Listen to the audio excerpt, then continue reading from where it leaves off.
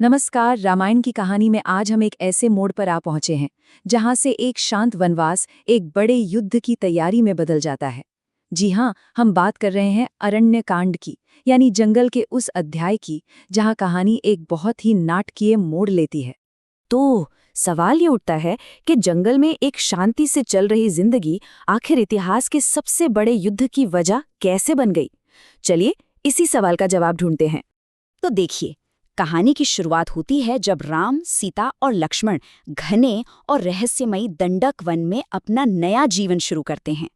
ये एक ऐसी जगह थी जहां एक तरफ तो ऋषियों की तपस्या वाली शांति थी, लेकिन दूसरी ही तरफ राक्षसों का खौफ भी था। और यहीं पर जंगल का असली संघर्ष हमें दिखता है। एक तरफ है ऋषि मुनि जो शांति से अपने यज्ञ और अनुष्ठान करना चाहते हैं, और दूसरी तरफ हैं खर और विराध जैसे भयानक राक्षस जो लगातार उनके काम में रुकावटें डालते हैं। मतलब ये धर्म और अधर्म की एक सीधी टक्कर थी। अच्छा, ऋषियों की ये हालत देखकर राम एक बहुत बड़ा संकल्प लेते हैं। वो वचन देते हैं कि वो इस आतंक का अंत करके ही रहेंगे। और ये सिर्फ एक वादा नहीं था, ये उस जंगल में धर्म को फिर से स्थापित करने का उनका पक्का इरादा था। तो राम ने जो कहा वो किया कैसे? वो फौरन ऋषियों की रक्षा के लिए एक्शन में आ जाते हैं, और इसका नतीजा भी बहुत जल्दी ही सामने आता है। राम अपने वचन पर पूरी तरह खरे उतरते हैं। सबसे पहले तो वो शक्तिशाली राक्षस विराट का अंत करते हैं, और फिर एक एक करके उन सभी राक्षसों का सफाया कर देते हैं जो संतों को परेशान कर रहे थे। कुछ समय के लिए जंगल में शांति लौट आती है, और ऋषियों की सलाह पर वो तीनों पंचवटी चले जाते हैं, जो उस समय एक ज्यादा सुरक्षित जगह मानी जाती थी। लेकिन जैसा अक्सर होता है, पंचवटी की ये शांति ज्यादा दिन टिकने वाली नहीं थी। अब दो ऐसी घटनाएं होती हैं जो सब कुछ बदल कर रख देती हैं और आने वाले महायुद्ध के बीज बो देती हैं। कहानी में पहला बड़ा ट्विस्ट तब आता है जब वहां शूर्पणखा पहुंचती है। वो राम से शादी करना चाहती है, लेकिन जब वो सीता को धमकी देती है तो लक्ष्मण गुस्से में उसे दंड देते हैं। अब इस अपमान का बदला लेने के लिए शूर्पणखा अपने भाई खर को भड़काती है, लेकिन नतीजा क्या होता है? राम अकेले ही खर और उसकी हजारों की सेना का संहार कर देते हैं।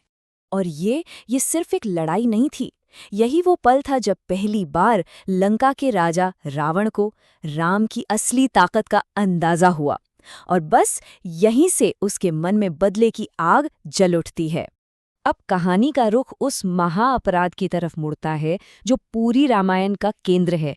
रावण राम से सीधे लड़ने की हिम्मत तो नहीं कर पाता, इसलिए वो एक बहुत ही कपटी चाल चलता है। रावण का जाल बहुत ही चालाकी से बुना गया था। सबसे पहले राक्षस मारीच एक खूबसूरत सुनहरे हिरण का रूप लेकर आता है, जिससे सीता का ध्यान उस पर चला जाए। जब राम उस हिरण के पीछे बहुत दूर निकल जाते हैं, तब रावण की चाल का दूसरा हिस्सा शुरू होता है।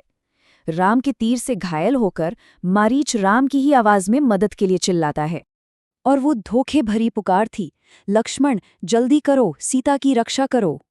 ये आवाज सुनकर सीता बुरी तरह घबरा जाती हैं। वो लक्ष्मण को जिद करके राम की मदद के लिए भेज देती हैं, जबकि लक्ष्मण उन्हें अकेला छोड़ना ही नहीं चाहते थे। और जैसे ही लक्ष्मण वहां से जाते हैं, रावण को अपना मौका मिल जाता है। वो एक साधु का भेष बदल कर आता है और अकेली सीता का अपहरण कर लेता है। वो उन्हें अपने पुष्पक विमान में बिठाकर सीधा लंका की ओर उड़ जाता है। यही वो पल था जिसने इस महाकाव्य की दिशा हमेशा हमेशा के लिए बदल दी। सीता के अपहरण के बाद राम और लक्ष्मण पूरी तरह से टूट चुके हैं, लेकिन इसी गहरी निराशा के बीच उन्हें उम्मीद की कुछ किरणें भी मिलती हैं जो उन्हें आगे का रास्ता दिखाती हैं। सबसे पहले उन्हें घायल अवस्था में मिलते हैं जटायु।